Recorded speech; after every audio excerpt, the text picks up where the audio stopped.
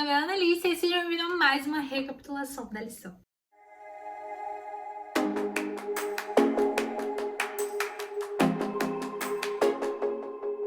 O trimestre já tá quase acabando, nós estamos na lição 10, os últimos enganos. Mas antes de começar a realmente falar sobre o que estudamos durante essa semana, quero te pedir para você deixar o seu like nesse vídeo, porque senão eu sei que você esquece. Se inscreve no canal para fazer parte da família e compartilha esse vídeo na sua classe bíblica, na sua classe jovem, onde for aí, para que a mensagem seja espalhada pelo mundo. Mas eu tenho uma pergunta para você. Você segue a palavra de Deus ou a de homens? Atualmente, na nossa terra, no nosso mundo, meu Deus, voou os negócios. Você pode perceber que o relativismo moral tá muito grande. Tudo é relativo. A verdade que a minha verdade não é a sua verdade.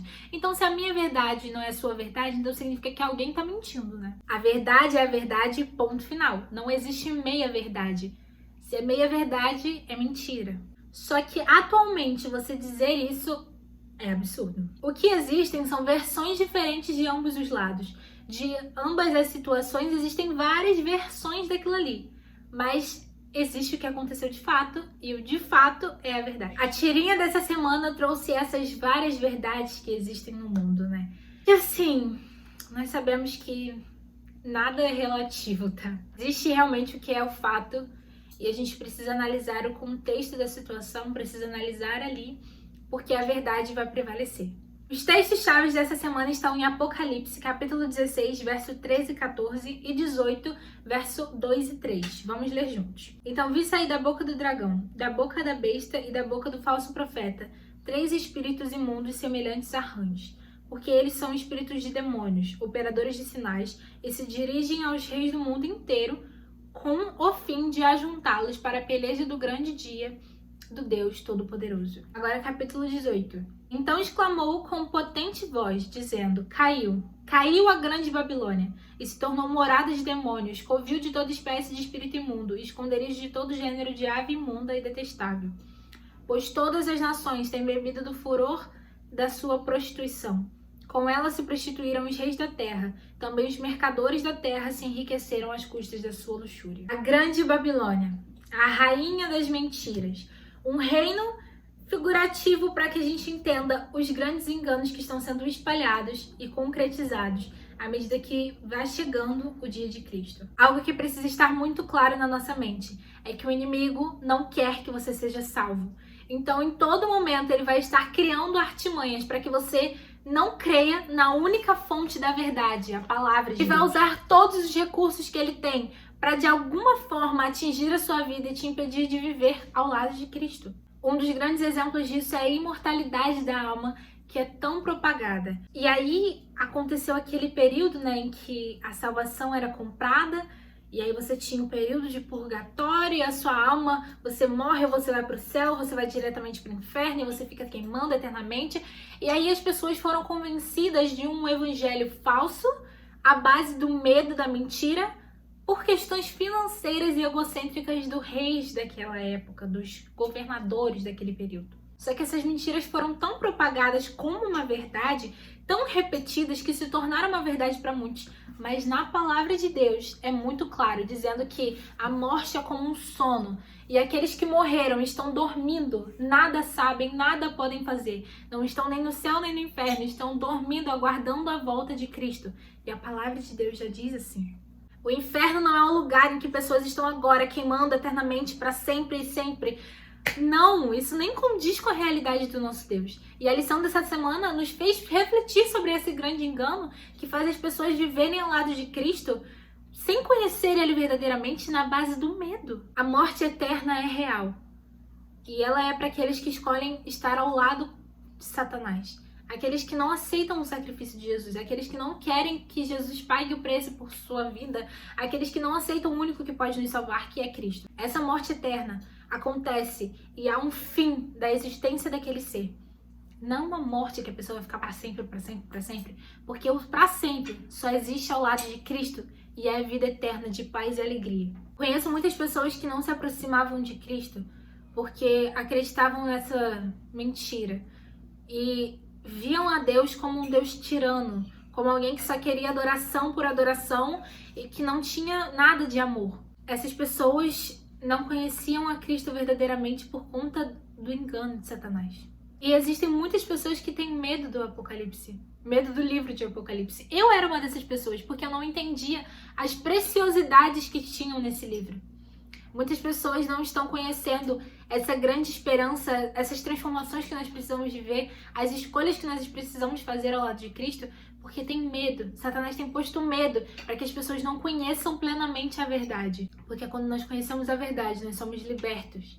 E isso é o que Satanás não quer. Só que até quando vamos ficar aceitando que o inimigo tenha controle sobre a nossa vida? Está mais que na hora de nós nos posicionarmos ao lado de Cristo, estudarmos a palavra, a única fonte da verdade, e viver 100% a verdade, amando a Deus. Amar a Deus sobre todas as coisas. E quem ama, obedece os mandamentos dele. E tá aí, mais uma coisa que o inimigo bombardeou com mentiras. O evangelho virou moda. Falar que ama a Cristo virou moda. Só que amar a Cristo é muito mais profundo do que só declarar que eu amo a Cristo. É viver uma vida ao lado dele. É permitir que ele nos transforme. É permitir que ele nos limpe, que ele nos restaure. É viver de uma forma diferente. É viver contrário ao que nós achamos e sentimos. E sim no assim diz o Senhor. O inimigo não precisou tocar por completo nos mandamentos de Deus para nos fazer transgredir ele. Ele tocou em algo especial para Deus, estabelecido desde a criação, um momento que era 100% de Deus, que nós nos entregávamos por completo, que nós confiávamos nele por completo, e ele bombardeou esse dia. A lição nos apresentou a razão dessa troca de dias, né? Desse dia de descanso sabático, que o sábado virou uma ideia e não o dia literal, quando na verdade é sim o dia literal. Constantino, por uma ideia própria, por um querer próprio, trocou o dia de adoração a Deus simplesmente por ser favorável a ele. E por isso que eu perguntei pra vocês se vocês seguem a palavra de Deus ou a palavra dos homens. Porque a decisão de trocar o dia sagrado não veio de Jesus. Não foi Jesus que disse, quando eu morrer, vocês vão trocar o dia sagrado para o dia da minha ressurreição. Não. A palavra não diz nada disso. Na verdade, Jesus mesmo declarou que ele é o Senhor do sábado e nos ensinou a como guardar esse dia, estando em comunhão com os nossos irmãos, ajudando os nossos irmãos, vivendo um dia em família, declarando que o Senhor é digno de adoração, separando tempo para estar com Deus e confiando 100% da nossa vida nele. Deus é imutável, sua palavra é imutável, sua verdade é imutável. Seus mandamentos são imutáveis. Nada disso foi anulado. Essa foi mais uma mentira do inimigo para te fazer parar de viver de acordo com a vontade do Senhor. Alicia, se eu estou adorando a Deus, por que não pode ser no domingo? Então, no decorrer da Bíblia, quando Deus disse A, era para ser feito A. Quando Deus disse B, era para ser feito B. Se Jesus, com tanto carinho lá na criação, separou um dia e disse que esse era um dia dele, o dia sagrado dele, e durante toda a palavra reafirmou isso, com a vida dele reafirmou isso, e ele disse que no céu nós viveremos sábados, de um sábado ao outro adorando ao Senhor, como nós podemos simplesmente dizer, não quero mais, eu vou adorar em um outro dia porque é mais conveniente para mim? Como nós podemos tomar as rédeas e dizer que não aceitamos mais aquele presente que Deus nos deu e que não aceitamos mais aquilo que Ele declarou e sim aquilo que eu desejo porque é mais simples para mim? O sábado é um presente, é uma dádiva para quando a gente vive ele da maneira correta. Mas sim, é assustador você ficar um dia inteiro sem trabalhar e pensar que para muitos esse é o dia que mais se vendem em lojas, né? Mas essa é mais uma prova da aliança de Deus, porque Ele não deixa faltar absolutamente nada, porque esse dia é para nós estarmos com Ele e vivenciarmos com Ele e ajudarmos o próximo, pararmos de viver freneticamente e descansar na presença do Senhor. No nosso mundo tem sido muito mais fácil desistir das coisas. Quando o casamento fica difícil, desistem, separação. Quando cuidar de um filho fica difícil, desiste, manda pro internato. Quando algo fica difícil, a gente logo pensa em desistir, ao invés de lembrar que o nosso Deus está no controle de tudo e descansar nele. Nós precisamos aprender a descansar e não a desistir. Eu quero conversar com vocês mais profundamente sobre isso em um outro vídeo, então aguarda que nós vamos falar sobre esse assunto. Quando Deus pede 10%, 10%, para Deus não existe meia palavra, para Ele não existe uma meia verdade, um meio dia, não. Ele decidiu, Ele escolheu e nos entregou. E nós precisamos obedecer ao que Deus nos mandou fazer. Porque quem ama a Deus obedece aos seus mandamentos. E é somente quando nós vivemos baseados em Jesus, alicerçados na palavra dele, é que nós vamos estar blindados contra todos esses enganos de Satanás.